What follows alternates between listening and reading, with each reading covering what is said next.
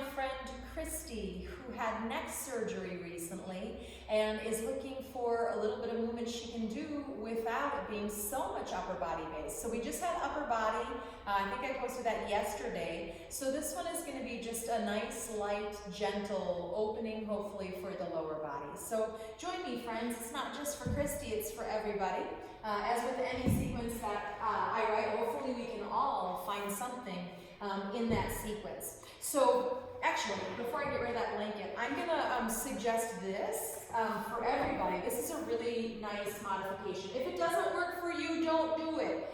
But it's a support for your cervical spine. So Christy, maybe not, and I would start with a much smaller roll. Some of us, we might have a little bit more, yeah? But find something that's not going to prop your head up, but that helps the neck find its support system. So I'm going to go ahead and I'm going to come down onto my back. Miss Christy, hopefully you know the best way to get yourself down safe, but maybe something along those lines, yeah? And then take that roll and find out where it just barely comes into the neck. If that's painful, take it out. But if that's not painful and that feels like, oh, hey, that's kind of nice, the neck has a support system, you're going to go ahead and just leave that blanket there for now, right? You can move it at any point in time, that's everybody. And from here, let's take just a few moments of awareness. Feet can be a little wide, knees can lean in, shoulder blades down the back, and arms out, palms up. With the eyes closed, let's just take a few breaths and we'll relax with our breaths. So inhale from the pubic bone up to the collarbone, right? That's visualization, imagination.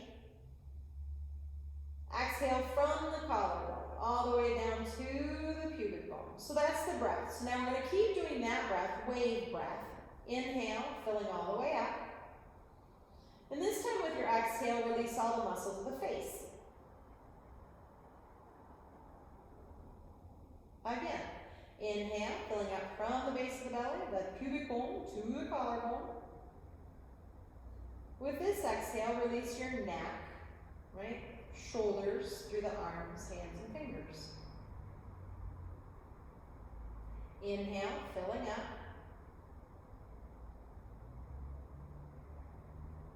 Exhaling through the torso, chest, upper back, through the middle rib cage, belly, low back. One more. Inhale, filling up.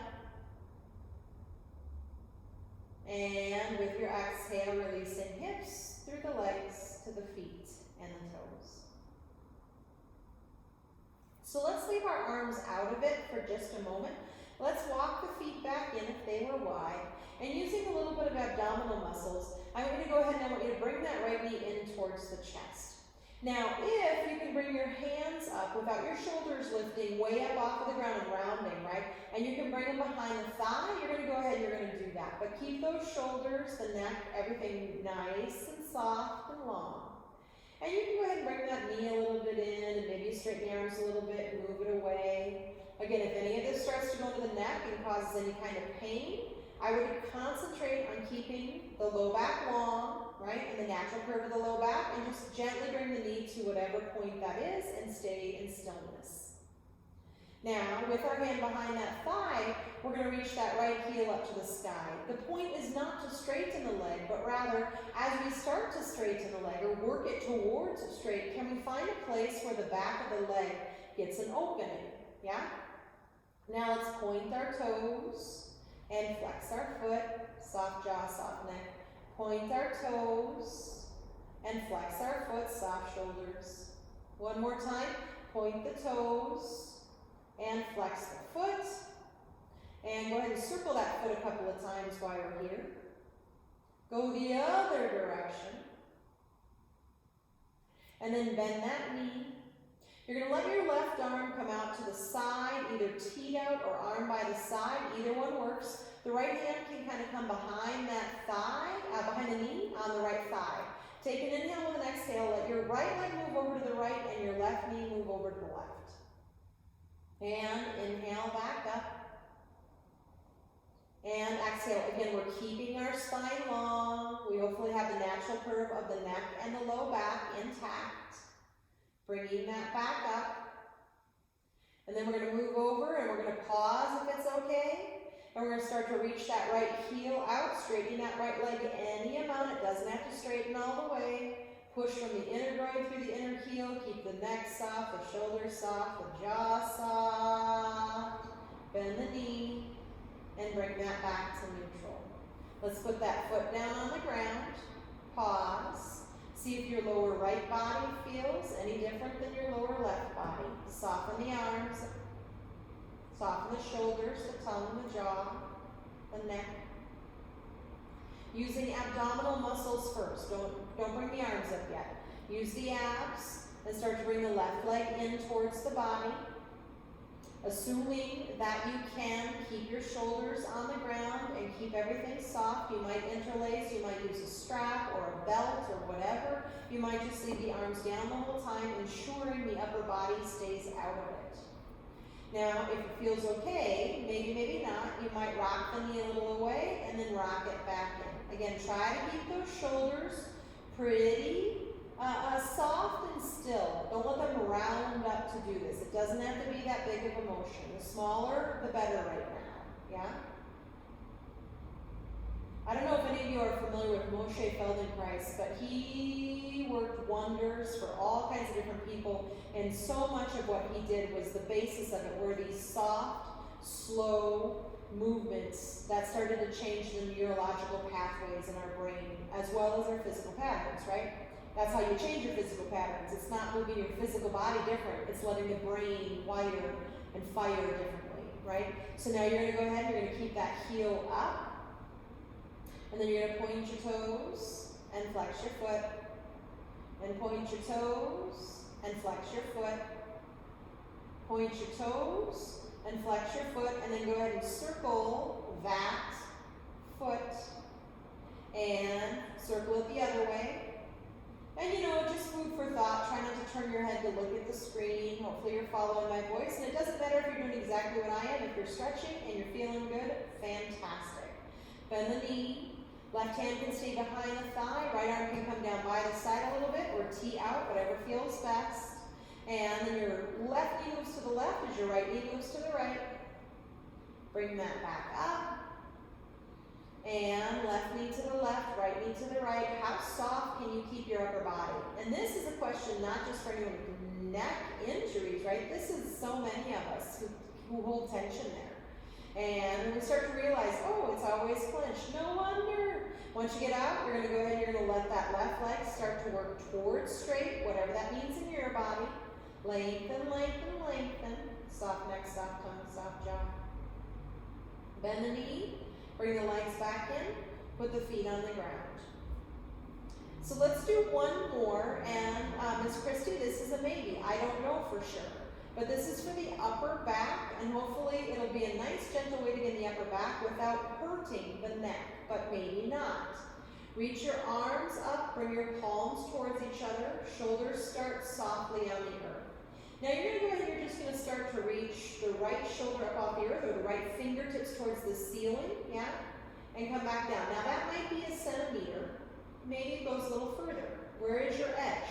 Let your left fingertips slide up. That left shoulder might lift a little bit. Keep the neck soft.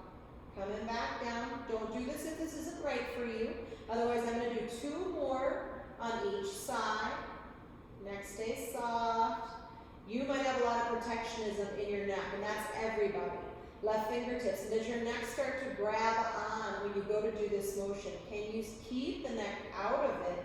And maybe that means you make the motion smaller. For most of us, that's true, right?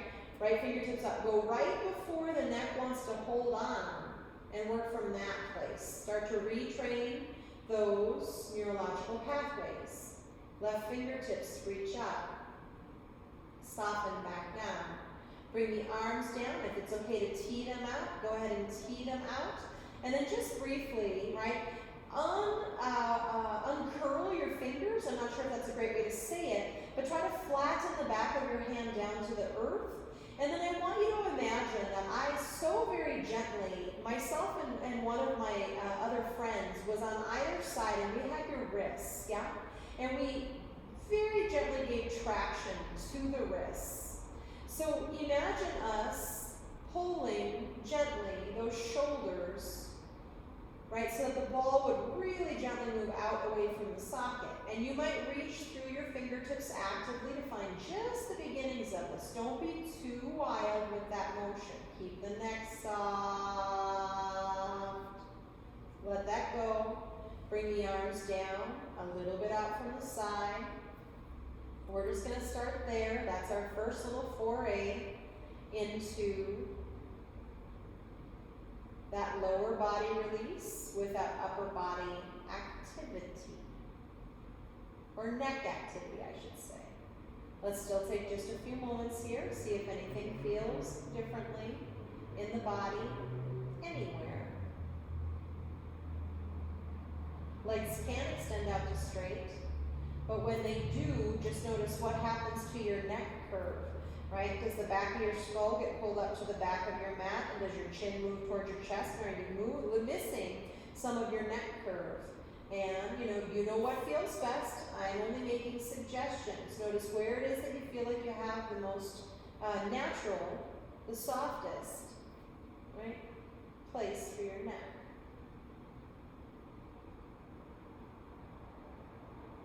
Come to that breath. Breathing deeply from the pubic bone to the collarbone on the inhale, exhaling collarbone to the pubic bone. Scan through that body, find out what's holding on, and if anything is, don't scold it. Don't get upset about it, just really gently. Thank you so much for your service, but I do not need you right now, friend.